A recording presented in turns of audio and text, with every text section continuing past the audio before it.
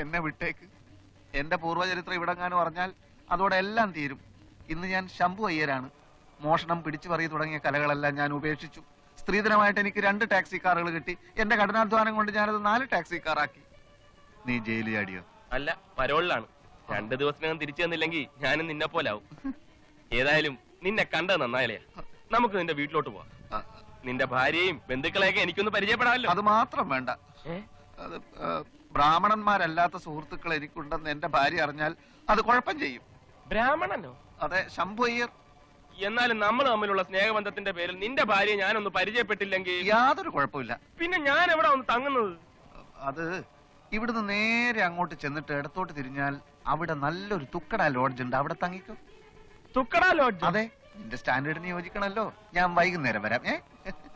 വരണമെന്നില്ല, വൈകുന്നേരം പോലീസ് അവിടെ എത്തും. നിനക്കൊരു കാര്യം അറിയാവൂ, നിന്നെ പിടിച്ചു കൊടുത്താ എനിക്ക് 10,000 രൂപ ഗവൺമെന്റ് തരും. ഇനാം പ്രഖ്യാപിച്ചത്. ആ പണം കൊണ്ട് ഏതെങ്കിലും വലിയ ഹോട്ടലിൽ താമസിക്കാൻ ഒക്കുമെന്ന് ഞാനൊന്ന് നോക്കട്ടെ. Good bye.